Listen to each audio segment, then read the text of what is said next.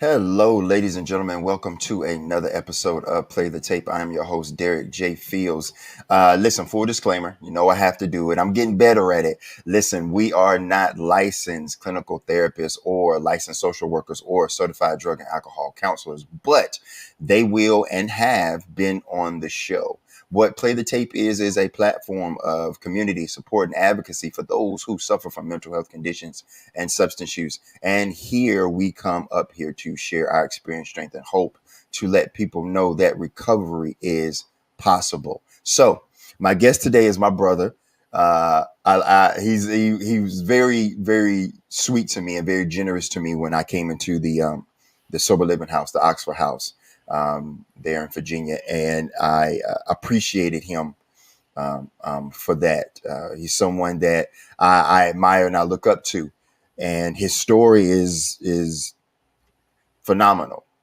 I've only gotten snippets of it as us passing when we were living together, and I wanted my brother to come up here today to share his experience, strength, and hope, to be vulnerable as much as he can be, and share from his heart. So, my guest today, my brother Jesse, how you doing, man?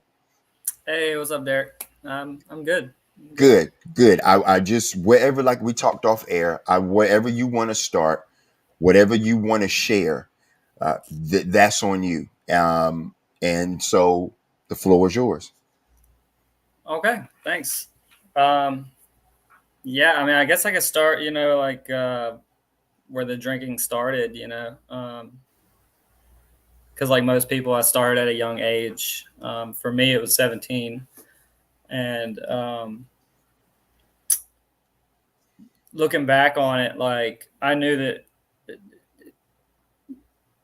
it, looking back on it, it's pretty clear that alcohol was going to be an issue, because when I first started, I was at a summer camp and there was these employees. They got some beers, and I remember the first time like I consumed it, like I had that feeling, like I had the beer. It tasted like crap, right? Mm-hmm. And Yep. the feeling came over me, and I just chugged it. And then after that, they were like, "Okay, have another one." And I just remember like the feeling of like, the anxiety going away, and then like it was just fun and this and that. And it kind of just started this snowball effect, like these beliefs of like I needed it to kind of fit in with people, and to I was more fun when I drank. I wasn't as nervous around people, and so it kind of became like a necessity I needed when I went to parties and stuff. Um, and even early on, like going to those things, I would like pretty much drink to a blackout state, like, and it was funny. Like there was one time, probably a year or so later, that I decided I was not going to drink at this party so I could remember it, because I wouldn't remember the parties. And it was one of the cooler parties because I actually got to see other people do stupid stuff like me. Um, but Yeah, yeah, yeah. I've been there. They'd be like, I'm gonna be on the outside looking in this time. Yes. yeah, yeah. It was fun. But I didn't do that often. I liked partaking too much. And Yeah, and mostly during the summer, like in between college, I would do that, and then college I was good, and um, and then eventually it kind of seeped into college, especially when I moved off campus, like, and was able to have like my own apartment and everything. Mm-hmm. Um, and of course, I would hang around people that kind of enabled it or drank like I did. Um, and Of course, like when I was in college, drugs came in to play too, like marijuana and stuff. Pretty much anything that would change me or make whatever thoughts or uncomfortable feelings go away, like I would do it. And that was fun. Like I had fun with it. I'd black out, but I was around people that whatever. And then it kind of became an issue to the point where I kind of made it a priority to kind of get messed up over going to class. And so I Mm-hmm. missed some days of class, and then a couple of days turned into a week, and then a week turned into 2 weeks. And in my head, I'm like, well, it'd be really embarrassing if I went back, after not being there for 2 weeks. So I'm just not going to go back. And so it ended up being this thing where I just stopped going to class. And so I lost my scholarships and, uh, I lost my scholarships and failed all these classes. And I was at this point where I could continue another year and try to make up these classes out of pocket. I mean, I was already in debt because I had to pay back the scholarships that I lost. Because there was like a stipulation where I had to teach for a certain amount of time Mm-hmm. but of course I didn't do that. So I was kind of like, I didn't know what to do. So I was like, you know, at the time I wanted, I was like, I was joining the military, for like structure or whatever. Mm-hmm. Because obviously I was lacking that at the time. Um, and yeah, that was true. But like, looking back on it, I have a very bad, or not a bad habit, but I tend to like, rather than confront problems, I tend to run away from them. And this was my way of running away from that, by joining the military. Yeah, I mean, it did help me, because I did join the Coast Guard, and it kind of helped me get back on track, like financially and everything. But um, the drinking didn't stop. I went to boot camp. My first unit out of boot camp um, was Homer, Alaska.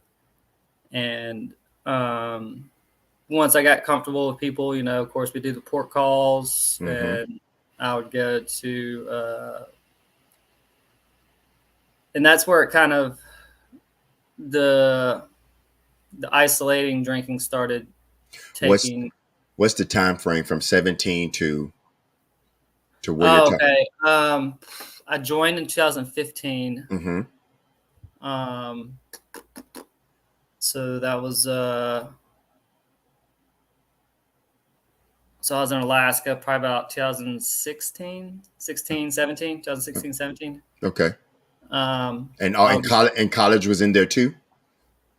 no, college was from when I was like um 18 to like 24 ish, Okay. on there. I went to college for like 5 years. Um, and then I joined when I was about 25 Okay. in the Okay. Coast Guard. Yeah. Got you. Okay. Um,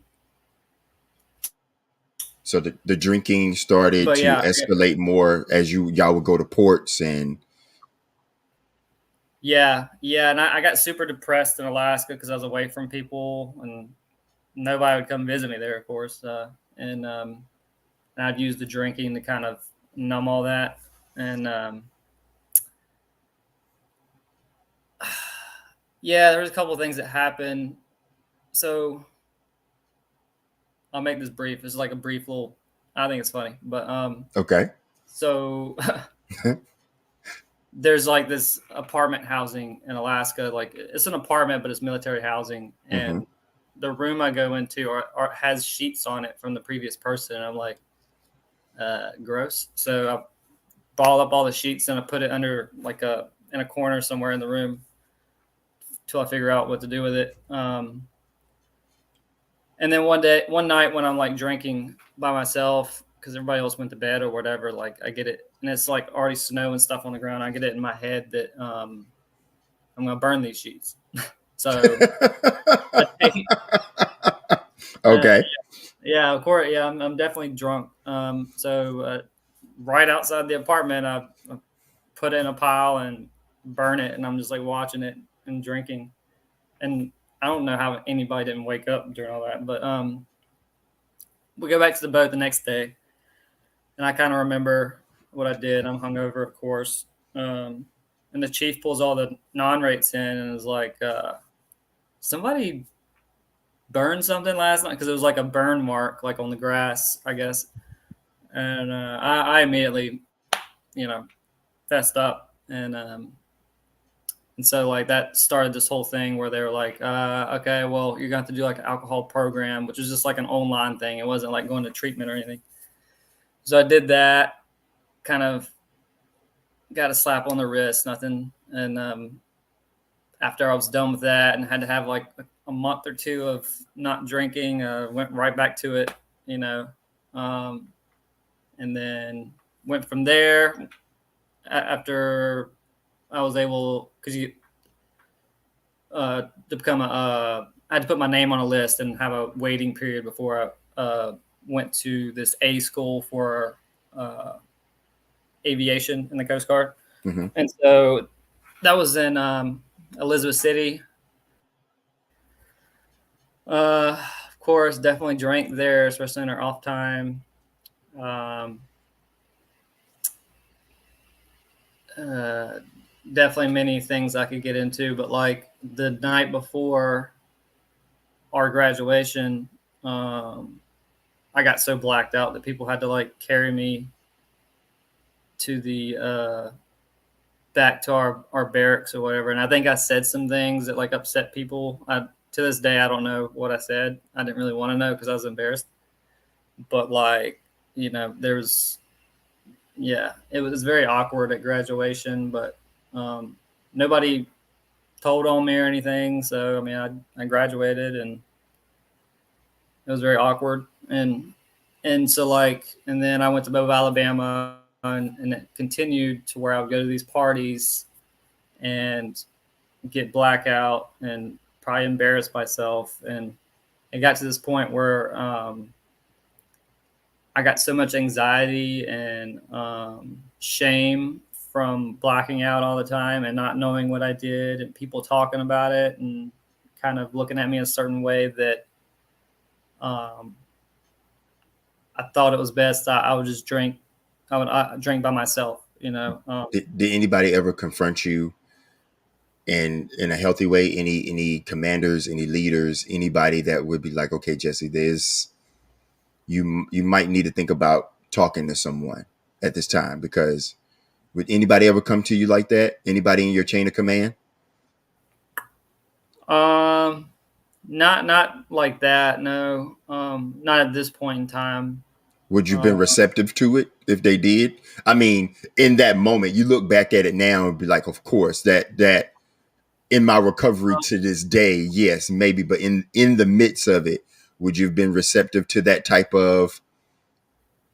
Because at that moment in time, no, because I think I was still kind of in like a denial state of, mm-hmm.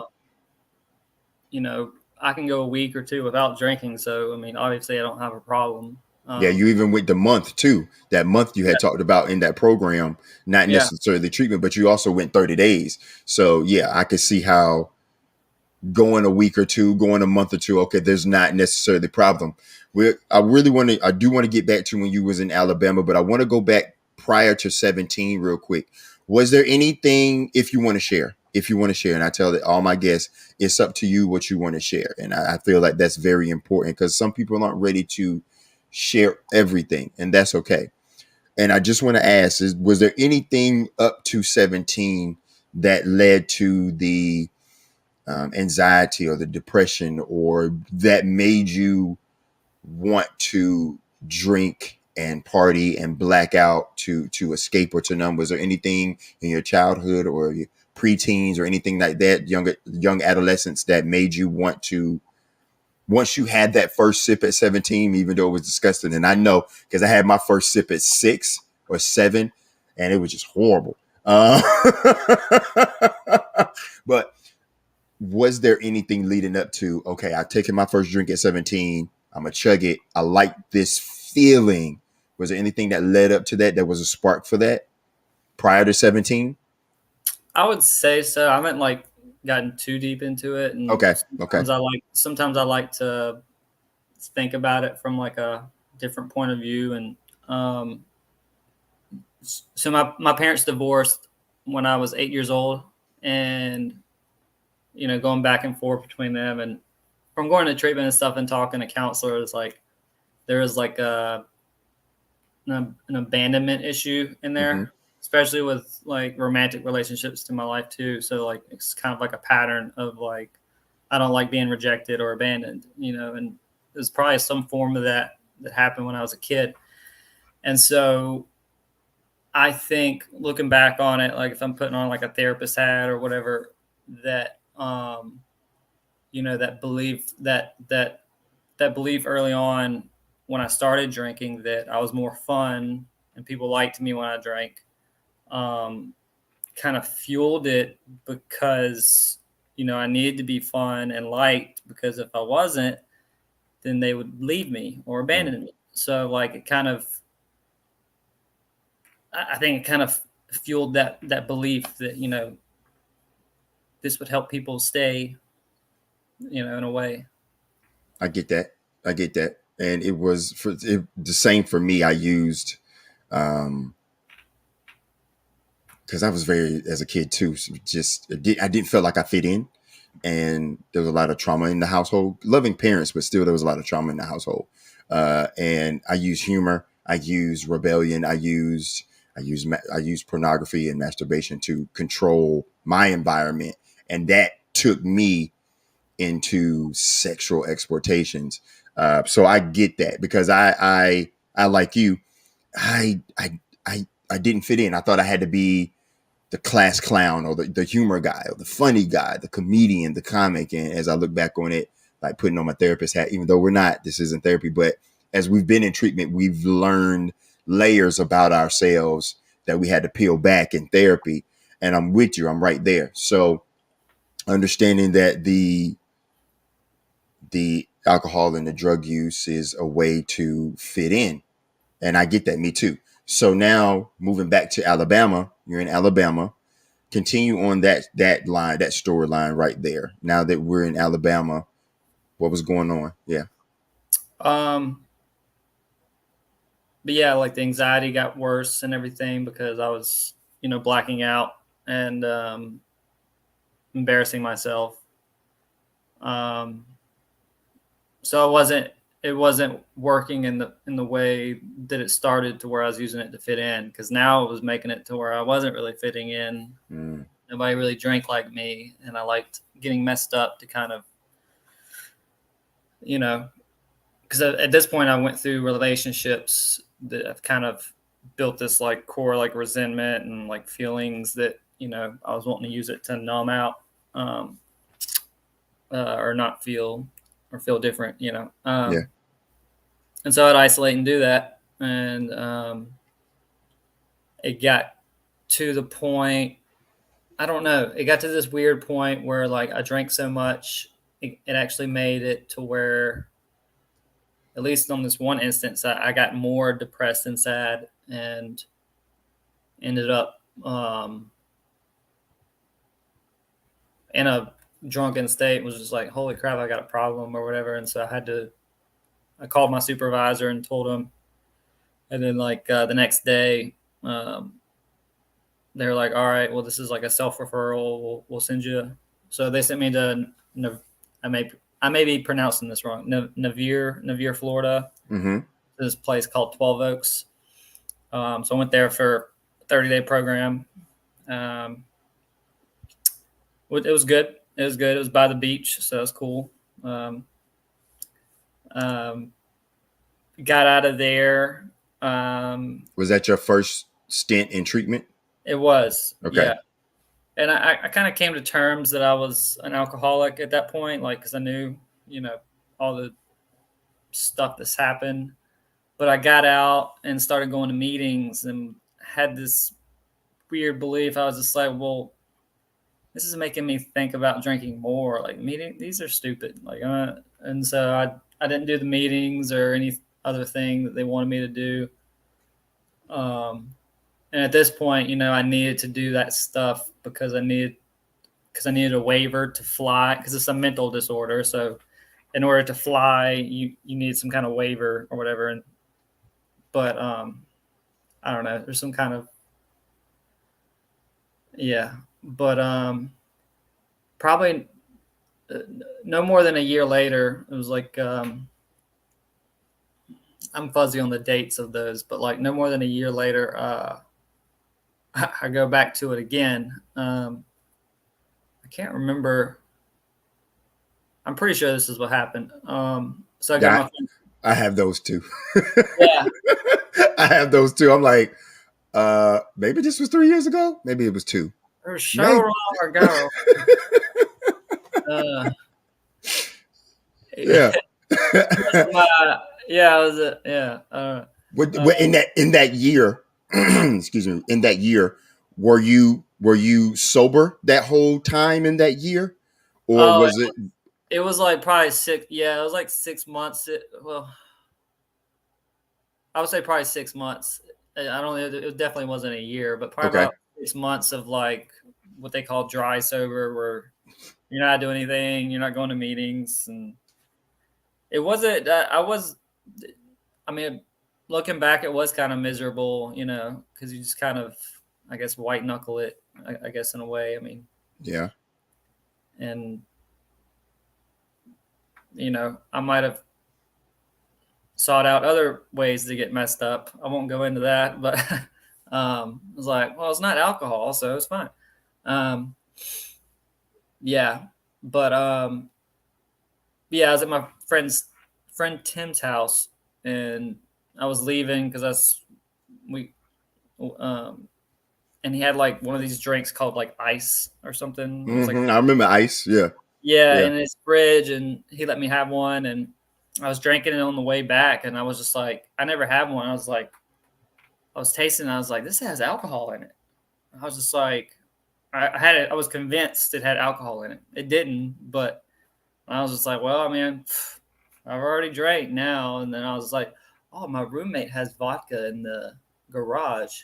And it's just like, Yeah. what? And Yes. so a cycle started again. And so I had to go back second time.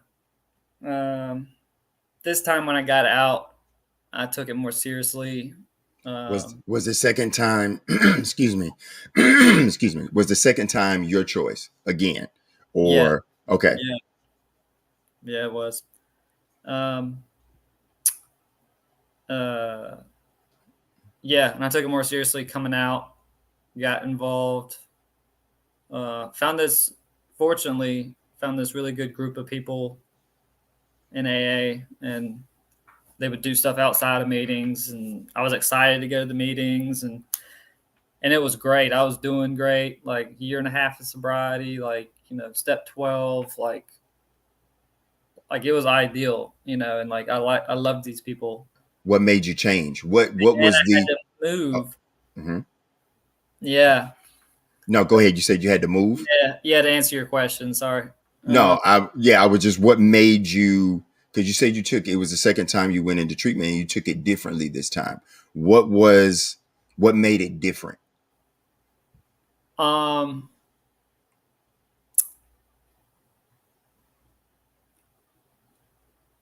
Coming to terms with the fact I needed like some kind of outside help rather Hmm. than, you know, yeah, I'm an alcoholic. I'm not going to go to meetings. I don't need other people's help. Coming to terms with like, yeah, I do need to go to these meetings and get help from these people because they know what they're doing. It was I your mindset had to change. Yeah, yeah, for sure. So you was with these people and they was doing outside things and this fellowship, and you said you had to move. Well, yeah, I mean, I'm in the Coast Guard, so frequently, so Oh, I did my 4.5 years in Mobile, Alabama, and uh, I mean, so yeah, it was how awesome, so but how does that work with you're in the Coast Guard, you do move, you do have to do your time, your allotted time. You find a group of people that you're connecting with, that you're building a community with, a fellowship with. How does that's so interesting. That's like, how do you build this community? Of course you can now with with technology, of course you can FaceTime, you can Zoom, you can Google Meet and all that stuff, Messenger. But it ain't the same as being with someone one on one and being in these different events and different things that they have going on outside in the community. So how did that moving change that for you? um, Was it difficult? Well, yeah, because like going from Mobile, Alabama, I went to Virginia here. Mm-hmm. You don't really know anybody. You lost your like kind of support network. Um, so you basically you got to start from scratch. And for me, um, so before that, I was in Mm-hmm. California because I had to go to a different A school because I had to switch rates because they told me you either get out because I didn't get the waiver to fly. You either get out or switch rates. So I switched rates and went to California for 3 months to do that. During those 3 months, this was during COVID and stuff. Mm-hmm. I didn't do meetings. Didn't talk. Didn't talk to a sponsor. Didn't do any recovery stuff. So I was away from all that for 3 months. Then I go to Virginia, like 3-4 months after my move, and I guess my addiction comes back, where it's like, well, nobody knows me here. There's no accountability. There's no, even the command has no idea about, um, what's going on with me. So like, it's like start from scratch, and so like, um, hanging out with my roommate at one point, not this current roommate, but a different one. Mm-hmm. Um, I got it, and they were drinking like Hennessy or something, and I was just like, "Hey, make me one." And so they make me a drink, and that started that again. Because again, there's no accountability. I let those thoughts creep back in, and I started that cycle again, and did some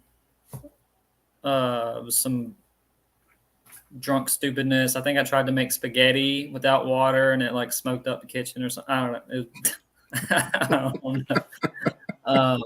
But this person was not happy with me, and they ended up telling on me to the master chief, and he was just like, "Well, looks like you have a drinking problem, huh?" And in my head, I'm like, yeah." I forgot And about that. yeah, I forgot about that. Yeah, I forgot about that. Yeah, yeah.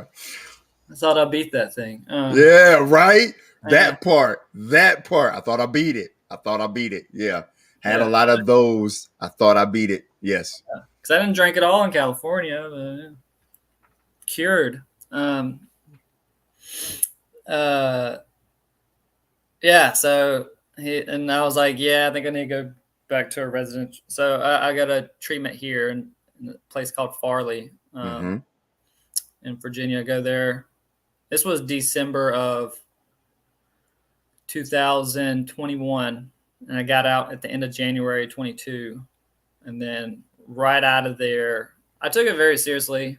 Because it was my third time, and I was kind of just like, "Bro, what are you doing?" And so I had stuff set up when I left because I lost my place to stay. So I was like, ugh. So while I was there, I set up an interview for an Oxford house, um, and got into that. And so I went straight from there to the Oxford house, and that was a very good accountability for me.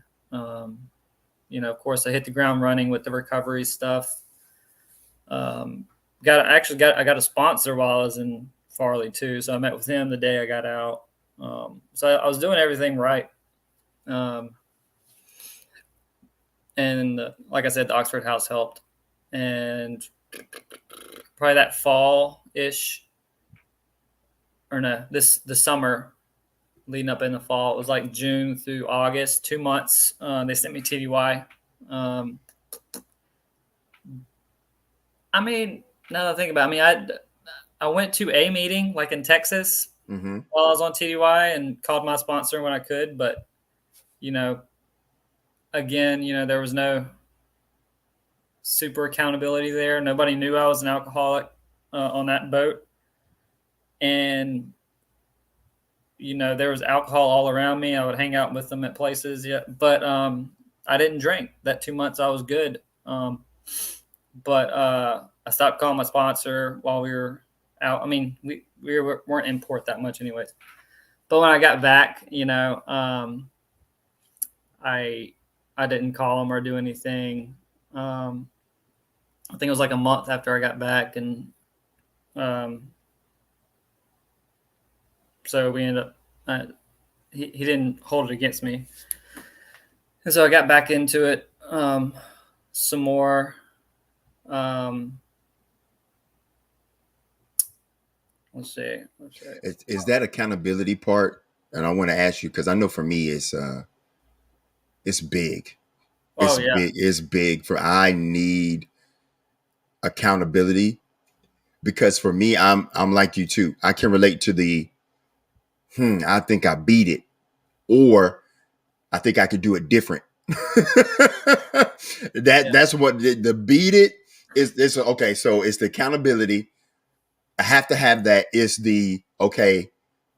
I can beat it because I do it differently, or I mm. could do it differently. And but how important is accountability for you, Jesse, in your recovery? Because what I'm hearing is a similar story, and I can definitely relate to it. That I didn't have accountability, and I didn't want it, even if it was there. I beat it, or I could do it differently, or I'm gonna try something else. Uh, I don't want to try recovery right now. I don't want to sponsor. I don't want to go to meetings. I don't want to do these 12 steps. I don't want to have a therapist. I don't want to talk about and open up. But how important is accountability for your recovery? Because I seen that our stories are very similar with the whole accountability part. it's very important because it's not more about it's not an if, but a when is my messed up thinking going to creep back in, and if I don't have like these measures to kind of defend against it, then I'll usually start believing them. So like with the Oxford House, Mm-hmm. it was a huge accountability because there were definitely points if I wasn't living there, if I was like at an apartment or whatever, I would drink. Like I specific I can't remember what exactly was going on, but like sometime in the fall, like I was really wanting to get messed up, but like I knew that if I did, I would get kicked out and I'd have to find a place. I didn't really want to, play the tape forward. Yes, absolutely. I didn't want to have to go through all that stress of trying to find a place and this and that, and so I was just like, ugh. And then that passed, and then like the next day, I was just like, I'm glad I didn't do that. But like in the moment, like I don't know. I'm glad you said it passed. What do you mean it passed? When you play the tape forward or play the tape through, you that feeling of those thoughts passed is what you're saying? Yeah, so like I kind of knew what would happen. I would maybe I'd get away with drinking, but eventually like I would get caught, and then I'd Mm-hmm. get kicked out, and then there'd be the shame and the guilt, and then there'd be the stress of trying to find a place to stay, and um because really I mean in my head I was just like, yeah, I could drink and nobody would, but like they would find out somehow. Right. I would It probably all it something stupid drunk, or making some kind of noise. yeah, some spaghetti or you go Yeah. burn. And Yeah. I'm not laughing. I'm laughing Oh because we yeah. can laugh at it now, right? Yeah. But that's how it does. I almost started a fire in my apartment trying to make try to cook crack cocaine, and I almost started a fire because I could do it. I seen it on TV. Oh yeah. Yeah, you know what I mean. Like just I can laugh at it now, but I'm glad it didn't escalate and become something bigger, and I'm glad for that for Oh you too. Yeah, but I appreciate you saying that you needed the accountability. I know I need it, and doing this helps me with that accountability. And I was there with you too, and I had thoughts and moments, and sometimes I would be in my room and I would cry because one the pride of, hey fellas, and sometimes I would talk to you, or I would talk to JJ, or I would talk to Brad, and I would talk to the fellas in the house, and be like, like sometimes it's a struggle, but sometimes I would be crying, and because it's just be those thoughts of coming back, and I knew I had to go make a meeting. I knew I had to go tell my sponsor. I knew that I had y'all there, and the same tape that I played, I didn't. I don't want to use. I want to use, but I don't want to use. Why? Because I know that it's going to be found out and I'm going to get kicked out and then I'm homeless again. I'm in my car. Then I got to come back and get all this stuff that I don't know what to do with that might not even fit because you acquire more stuff when you get into a sober living house, when you get into an Oxford house, you start to live again. You start to acquire things again and you start to live and grow. And I didn't want to get kicked out. I didn't want the shame and the guilt. Didn't have no place to go. So I'm with you. I had to play that tape all the way through as myself, and it passed. And I'm glad that you said that that passed. But it's not always going. Some may pass quicker than others, and some may take a while. Did you Yeah. ever experience those that took a while to pass? And in those intrusive thoughts, in those urges, what did you do? Um.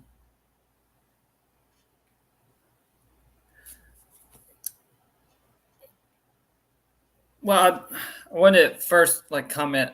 Uh. Well, yeah, yeah. So like, I'm trying to put it into words. Words. Um. So like, for that instance, like the intrusive thought, you know, feeling these feelings because I was kind of messing around with a girl and um, having all these negative feelings. But yeah, you'd have this. I would have the thought of it'd be great to do this, but then I play it forward, and all the consequences and this and that. What I think is interesting, at least in my experience, is I think about all these consequences, like yeah, I get kicked out and this and this and this. I never once I mean, I have a sponsor and everything. I never once think maybe I should tell my sponsor about this. Maybe I should talk to one of the guys at the house about how I'm feeling. Like I, I, I mean, even to this day, like I tend to have a bad habit of like internalizing everything and not, making myself vulnerable to other people in those kind of situations for whatever reason. And so like in a way I try to fix it myself by like I guess playing it forward is my way of doing that. Play it forward and it's like, well, I know what's going to happen. Yeah, probably shouldn't. And you can only do that so much before um the efforts kick in, to where it's like you play it for, because eventually, at least in my experience, you're going to play it forward and you know it's going to happen and you're like, I don't care. Yeah, You're just yeah, going to do it anyways. yes. And so that's where Absolutely. talking to somebody is like, I've got to start doing that. Playing it forward for somebody else, playing it forward for Yeah. your brothers in the house or for your sponsor or for your support system that you have established. Absolutely. I'm with you. I have been to the point where I play the tape forward to the point where like, I don't care. Bump it. Let's do it. And then I had to take a step back, like you said, and become aware of I need to not only is so much I can play the tape forward to myself, I need to go play this tape for people that can give me loving critique and suggestion and just support, just listen, just being there and holding my hand, like, you know what, you want to go to a meeting? You want to read some literature? You want to go just shoot some hoops? You want to go for a run? Let's just do anything different that we change a muscle, change a thought. So I'm with you. I'm Yeah. with you wholeheartedly when there's so much, and that's just interesting. You just, man, you just help me think like there's only so much you can play to take for yourself that you have to take it to someone that you trust to get that loving suggestion or critique. Absolutely. I have a hard time doing that too. Mm-hmm. Yeah. I definitely have a hard time. But like, hey, Jesse, listen, because you don't want to come off as weak or like you're not like working your recovery program but all that takes is, hey, Jesse, I feel like using. Today is not a good day for me. These thoughts are coming in. I don't feel upbeat. I don't feel like working this program. And I played the tape so much to myself. I need to tell you. I need to tell you. So I think Yeah, that's something great that we need to know, that have those type of people that we can do that with. yeah, Yeah. definitely, because it's a very vulnerable thing to do. So having those people is important. It When is. you're like, "Hey, I'm struggling. I need help." Like, I mean, we already suck at saying that, but like, having that person. Do you You, have those people? yes, yeah, I Okay. have people I can go to today that I can do it help me out. Sponsor.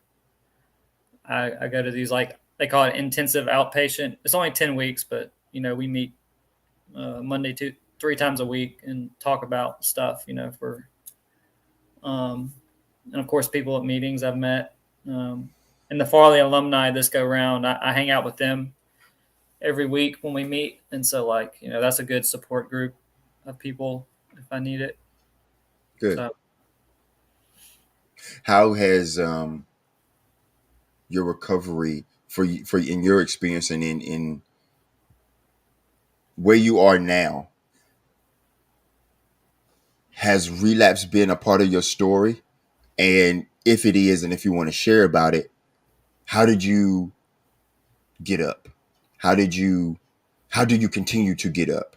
Because I know in your story you've shared about plenty of times where you went to treatment and you were good for a little while. My story too. I've been to treatment, been good for a little while, I'm right back at it.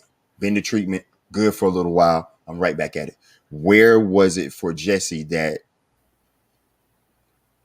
okay, I got down, I can't stay down, and what did I learn from it? So um, well, yeah, I relapsed multiple times, went to treatment multiple times.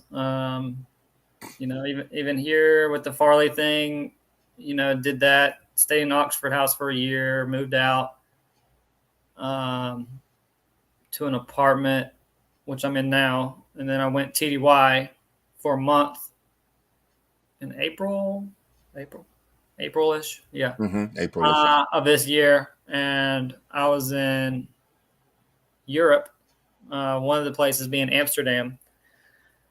Being in the military, you can't really have that much fun in Amsterdam with the marijuana and all that stuff. Right. They test for that. Yes, they do. Oh, believe me, I would get into it if I could. But so I was just like, again, nobody knew I was an alcoholic and this and that, and plus I had this all to myself, so I started back drinking again. And prior to that, I wasn't talking to my sponsor or doing meetings or any of that stuff. I was kind of just, I don't know, it, yeah. And so when I got back, like May 9th ish, I was, I just kept going with it. And my current roommate now, he got concerned, um, which I was mad at first, but like now I understand. Like he got concerned and brought it up to the Chiefs, and so I had to go back again. Um, uh, and relapse. I mean, sometimes it's necessary, and it kind of, it definitely affects your pride a lot. Where it's Hmm. like failure again. You know, um, and almost like people are judging you for it, but they're probably not. Um, What did you learn this time that was different, or maybe the same? Because there's some times that I know for me in my experience, when I have relapsed, there is a parallel and there is a perpendicular where things intersect, but there's things that I learned that are side by side, or that they intersect. What for you did you take this time that you could take to add to your recovery, to for prevention? um, Trying to be like actually get more involved and kind of mirror, like kind of what I had in Mobile, Alabama, rather than just going like through the motions of like, all right, I've hit my third meeting this week. I've talked to my sponsor, 6 times. Okay, check, check, check. Just kind of doing all those things, and then not um, trying to actually like make it more of a lifestyle. Because like if it were up to me, if I could like sit in my room with the big book by myself and do the program, I would. Because I don't know. I'm but I knew this time like I had to do things differently. That being the IOP thing that I'm doing now. I didn't do that last time. I'm doing the alumni now. People that went through Farley, they go and talk to clients on Tuesday and answer questions and stuff. And after that, they go have dinner and talk and stuff. And that's actually where I met my sponsor, current sponsor now. And so just try to get more involved with them and kind of build like relationships, you Mm-hmm. know, um, to where, you know, I feel more comfortable like coming to people with those, you know, crazy thoughts or whatever. Um, and I guess like I learned that I got to keep as annoying as it is in the rooms when they're like do the next right thing or whatever. I do got to keep doing that because if I don't, I'll get out of it and kind of just go back to the same stuff. Um, and I got to be more vocal of problems rather than internalize them. Because like we were saying before, um, with the playing the tape forward, like if I let things build up to a certain point and don't talk about them, you know, the case of the efforts will come back, and I'll just Mm-hmm. drink regardless. Absolutely. Because my problem, yeah, I have a drinking problem, but my actual problem is, up here. Like what's going on, like, and you know, I use alcohol to fill like this void. I call it a void. Temporary solution. And as it says in the book, we have a spiritual malady or whatever. Mm-hmm. Yep.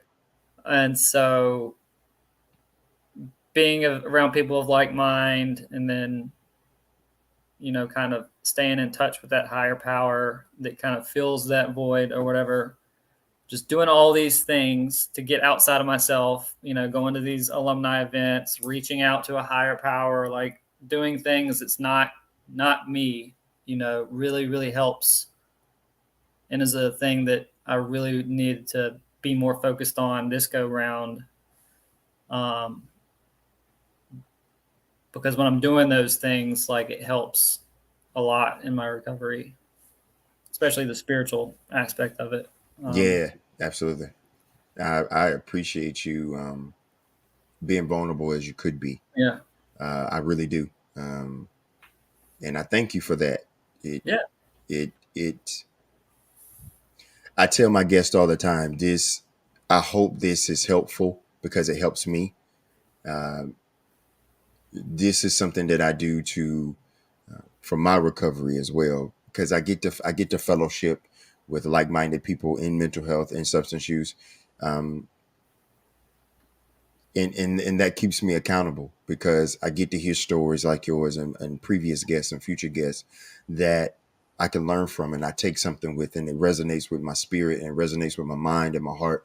Like, okay, this disease is something to be respected, not feared, but respect. Have a healthy respect for, and there are things that we have to take in account and things that we have to do. I know for me, uh, the aid in my recovery. That's mental health and substance use, because I'm on both sides of the fence when it comes to that. The substance use is a symptom of my mental health. Um, so, uh, but we got about 3 minutes, 3 to 4 minutes, and I want to ask you and give me a couple things that you're grateful for. And the reason that I do this is because when I go to H&Is, when I go to the correctional or the detention centers or the hospitals or whatever institution that they ask me to come speak at and share my experience, strength, and hope, I always go around and tell people, give me two things that you're grateful for. Depending on the size of the group, sometimes it could be one. But it's a way to keep us grounded when those intrusive thoughts come back, when we're playing the tape all the way through, when we're playing the tape all the way for ourselves, when we have to go and get a battle buddy and that support system and play the tape forward for them. But we also have to have something that keeps us grounded. And that's the gratitude of looking at life half the glass half full instead of half empty, focusing on the blessings that we have, the support that we have, how far we've come in our recovery, but also how far we have to go. And it's an ongoing process.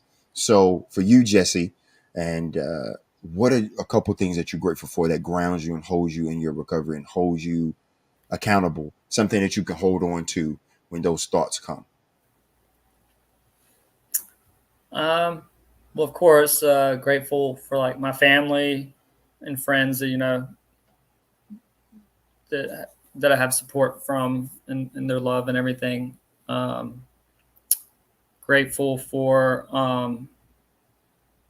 unconditional love of my higher power, which is something I look at as something that won't go away, can't run away from type deal, or it's always there. Especially in those times when I don't want to reach out to people, I can at least do that. So I'm grateful for that. Because in a sense, I'm never alone. Right, right. I truly believe that.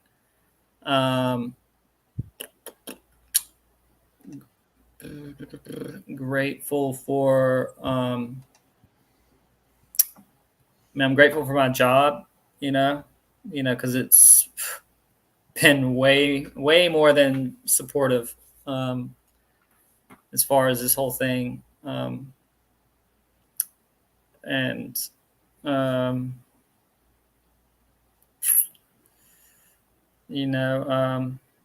grateful that, it's cliche. I'm grateful that I'm alive, because I've thought about it before, like there's many times where like, I don't know how I woke up, or didn't end up in jail for drunk driving, whatever. Grateful for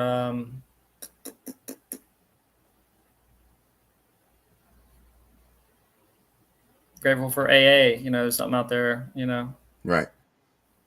And that's something I am working on, actually doing, like doing gratitude in the morning. I pray in the morning, but as far as like doing gratitude, it's definitely important.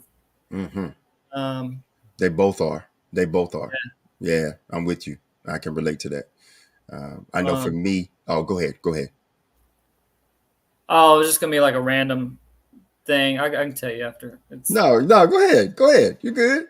You're good. When I was, you might find this interesting as well as your listeners, but one of the speakers at Farley, he was just like, he told us to make a gratitude list and like 5 things, whatever. And we all did it on a piece of paper. And he was like, all right, now in front of each of those, put, the F word, F-U-C-K, like every single one of them. And we were just like, okay. And, or actually, no. He just had, I can't remember. But anyways, he said, put it in your wallet or somewhere. And the next time you're like in a store or somewhere where you're going to go use, take that out. And before you buy it, say, F my family, F my friends, F my job. Like, say it out loud because that's what you're doing. And I was like, dang, that's pretty powerful. That is. Yeah. Because, that's basically what you're doing, in a way. But. Yeah, you're throwing it away. You're saying, I don't care. It doesn't matter. Right. Absolutely. That's very powerful. That's a very powerful tool. I know for me, of course, my high power, who I choose to call God, This Hmm. platform, I play the tape, my family, humor, just shelter, food, a hot shower. I always say recovery is inspirational change moving forward, and it looks different for everybody. Like I know for me, even going to help my dad cut grass is something that I'm grateful for. Going to go get some sun on my face. So I'm with you with that. And again, Jesse, listen, I love you, brother, and I thank you for being here. You got my number if you and I got yours. Listen, use it. I'll use yours if you ever need to play that tape all the way through or play that tape forward. You got somebody here, and I definitely would do the same. And I'm very grateful that you're up here doing the show and sharing your experience, strength, and hope in your testimony today. I really appreciate you. Yeah, no problem, Derek. It was good to be here. Absolutely. And I'll let you know when your episode comes out and when I drop it and when it's published and everything like that. And then, yeah, listen, I love you. You take care. You be blessed. Until next time, I'll talk to you soon. All All right, right, peace. man. Absolutely. That's what we do, ladies and gentlemen. Another episode, another track has been completed. Oh, man.